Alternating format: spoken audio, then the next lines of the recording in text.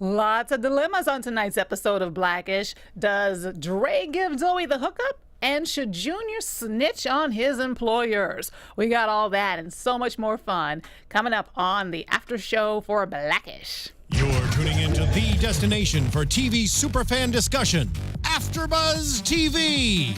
And now, let the buzz begin.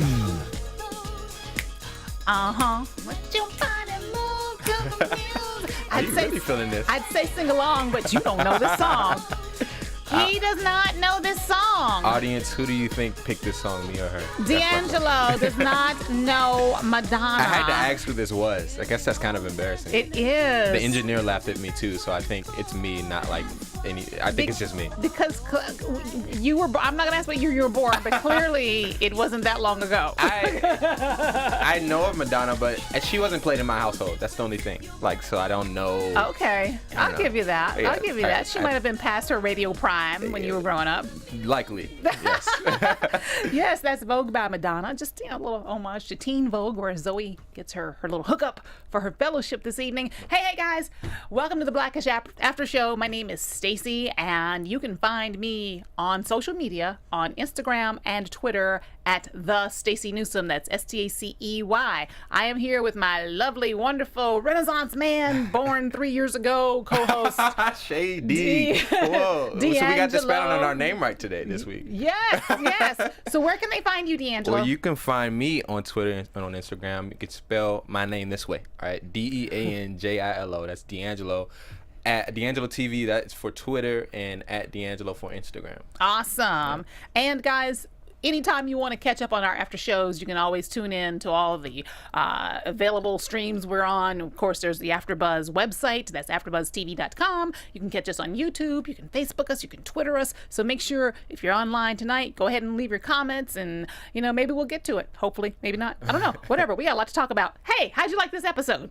This was. I've been drinking Coke.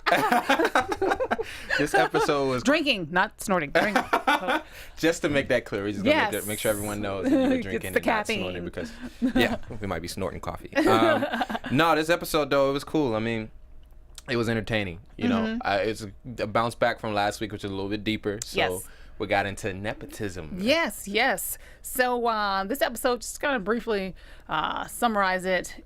Dre is faced with the idea of having to hook Zoey up on an internship to help her get into college, and he's very reticent to do it because, as he says, he had to work for everything he had. Nobody hooked him up, and he didn't want her to grow up to be lazy and entitled. Right. So how'd you feel about his attitude about that? Well, it's interesting. I have a question for you more so. How do you feel about that persona? Like, I think a lot of African Americans feel that way of wanting their kid, wanting the kid to have if you break it down to a balance of like street smarts, like in regards to like earning theirs, but like also having a little bit of privilege. Like, how would you feel, like, say if you're where you want to be and for your kids, like, would you want them to have to get it on their own, or like, what is your view of that? Well, I would like for them to know what it's like to work for something, to earn something, because quite frankly, everything in my life that I've had to work for, I have appreciated it more. I mean, I have had things handed to me.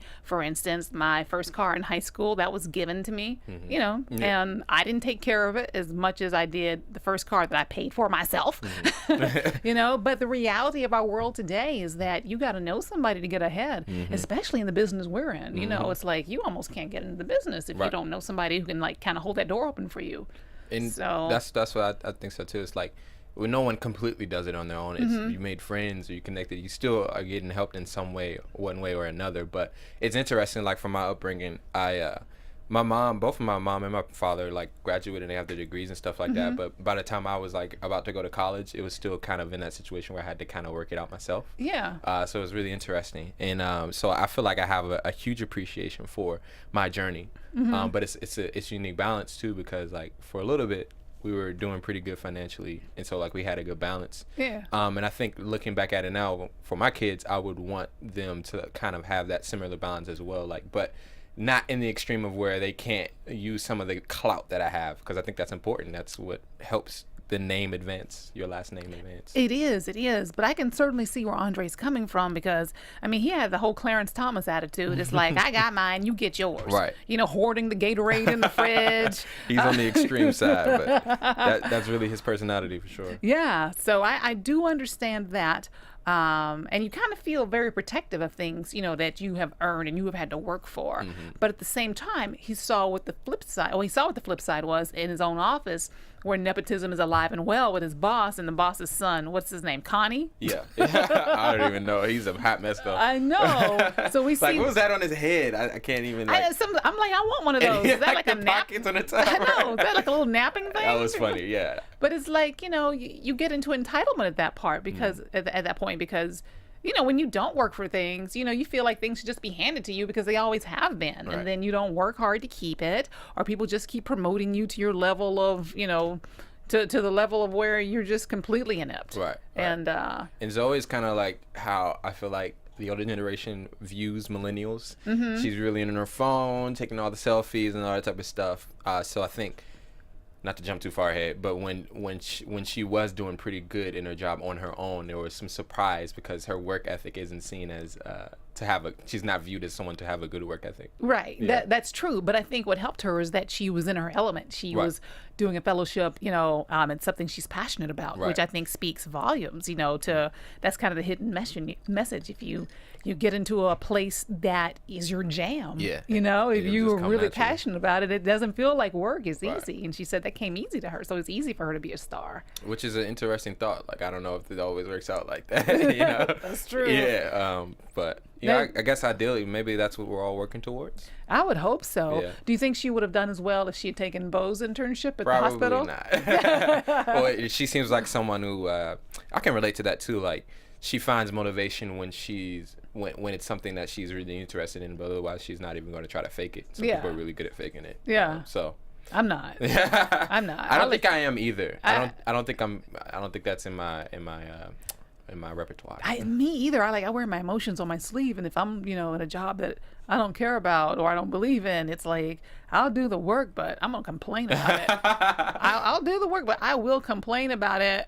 yeah. All day, I mean, yeah. Some people have that gift of not being able to work through it. I guess we aren't those people. I know, right? Yeah. We're losers.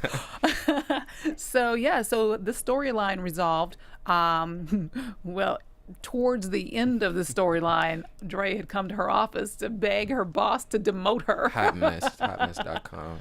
Yes. What would you do if Dre was your father? Like, I don't know. Like, I feel like I could be friends with Dre if he was my father, but he's kind of like, in a lot of ways, he's a great dad, a fantastic dad. But then in a lot of ways, it's like, okay, Dad, really step back. He's messy. Yeah, he really is. Yeah, he's just all over the place. It'd be hard to take his direction seriously because it takes him a long time to realize. He's so expressive. It takes a long time for him to realize where he's wrong and where he's right. And so to see that continuous inconsistency would be tough. Yeah, it's like I would feel like I would spend most of my energy trying to like get him to like see the other side of things. Right. And then and you know, like, can you imagine like being married to him? Because she's 15, like that's her kid, so she doesn't have to deal with it all the time. But Beau is like, I'm married to a man boy. Like, exactly. And she is. It's just kind of like he's everywhere. And Beau takes it all day, every day from her kids and from Dre. Right. I mean, like, you know, putting the smack down and now on her about boss, her romper. We got the new character, which is kind of cool. Yeah. I know. So tonight I just was reminded that Beau's kind of a nerd. Like, kind of. Yeah. No, she's a nerd. She's put upon. I love her. I love her to death. And her son got all of that nerdness. He sure did. It kind of just went extremely to him. Yeah. So our other storyline in this episode was Junior being very proud of his job at the pizza joint, the Pizza Possum. And I guess he discovered what most people who work in the service industry discover is that it ain't all that clean in the kitchen. They cut them corners. And so that one hit me. I'm not gonna lie. I'm still recovering from that. I'm recovering from the French fries. That hit me really hard. Okay. Can I tell you a story? When I was in high school, I used to work at a pizza joint, a very well-known national chain that delivers. And well, that brings it down to 3.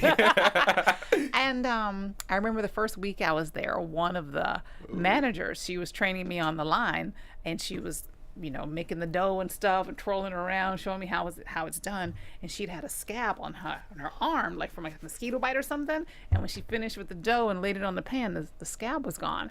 And somebody else pointed it out. They're like, "Hey, did your scab get in the dough?" She goes, "I don't know, I don't care." And she scoots it on down the line for us to like make that pizza. And y'all made the pizza. Yes, and I was like.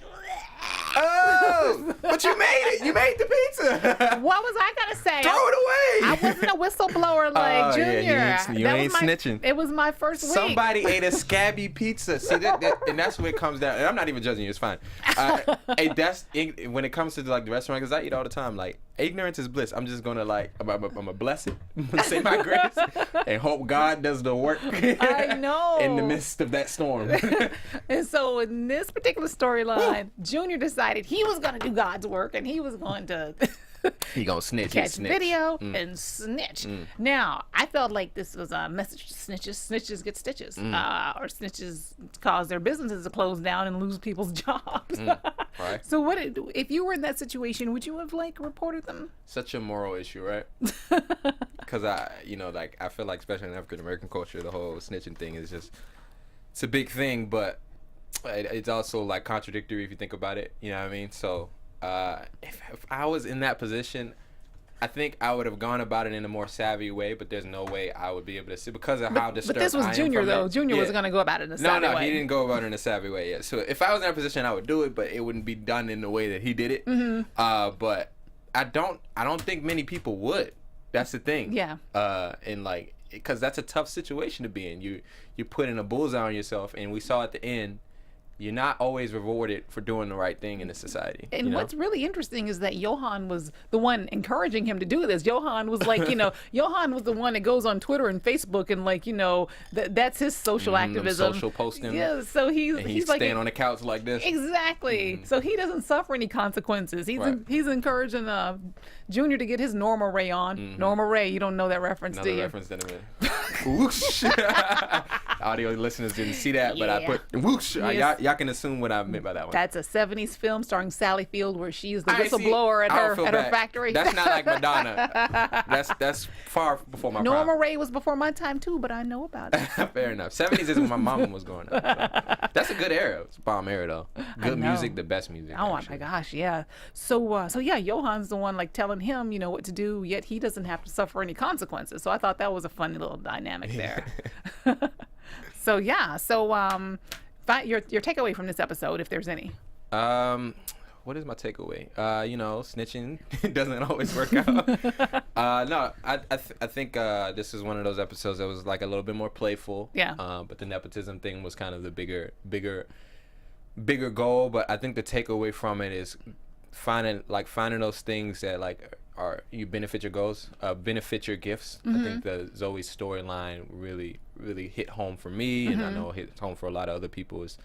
I think that everyone has those gifts. Like when you get into something, when you get into some type of work environment, it could be a job you don't even know about. Yes. You get into it, and it's just like, you know what I mean? It clicks. I mean, that doesn't mean there's not work to be done by you, but I think we should all be working towards getting those things as opposed to like financial things that pay well.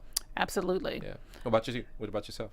Very similar to what you said. I believe that we all need help. If you're in a position where the only way you can get an opportunity is if somebody holds that door for you or puts in a good word for you, then you owe it to get in and do a good job. Yep. To do a good job to make that person shine as well. Yeah. Yeah. Oh, we didn't mention the whole little Charlie storyline. We learned a little bit. Oh, yeah, Charlie. That was funny too. I know. We learned a little something about him. We don't. He's kind of old. He had the whole quantum leap thing going on. Maybe he's a vampire. Charlie's a vampire. Well, they made a joke about that too. I don't know. I mean, I think that's one of those things that they'll never revisit. But they just had a little running gag there. But it was funny to see the little slideshows of him next to the Kennedys. Right. He is a character, man. I sometimes wish we saw more of him. Yeah, I know, right? Yeah, love him. Well, oh my goodness. Predictions? Any predictions? Oh, wait. Gotta wait for the predictions music. Predictions music? And there it is. And now, your AFTERBUZZ TV predictions. I like that part. I do too. I have no predictions. I'm done. I'm retiring from predicting this show. There's no consistency. Oh, we got He might have thought that was funny. I don't know. But I am removing myself from this section of the show. How about yourself? Well, I predict that perhaps our Christmas episode will have some good cheer and warm storylines. And drama. And drama, yes. I don't have any predictions That's either. such a blanket prediction. How you gonna ask me a prediction? You ain't got no prediction.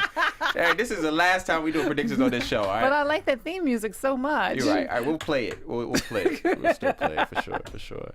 That was a good episode, though. We got some good laughs out of it. I really enjoyed it. My last week's still my favorite episode. If y'all haven't checked it out, yes, check it out. It was. It's Blackish at its best. A balance of deep topic, yes, and humor, and all of that type of stuff. Yeah, hit home. I think it hit home. Yeah. Well, my friend, where can they find you? Yo, get at me on Twitter and Instagram. Check that spelling, DeAnJilo. Always check that spelling. I say that because my mama used to tell me that all the time. I used to not know how to spell my name for a long time. Really? Yes. But you don't know who Madonna is either, so I'm not surprised.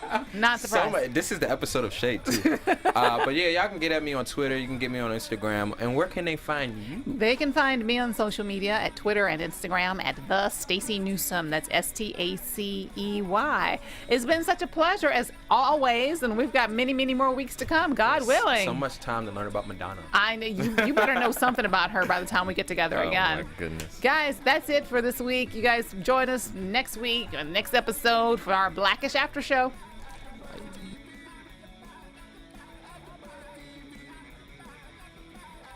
From executive producers Maria Menounos, Kevin Undergaro, Phil Svitek, and the entire AfterBuzz TV staff, we would like to thank you for listening to the AfterBuzz TV network. To watch or listen to other after shows and post comments or questions, be sure to visit AfterBuzzTV.com. I'm Sir Richard Wentworth, and this has been a presentation of AfterBuzz TV. Buzz you later.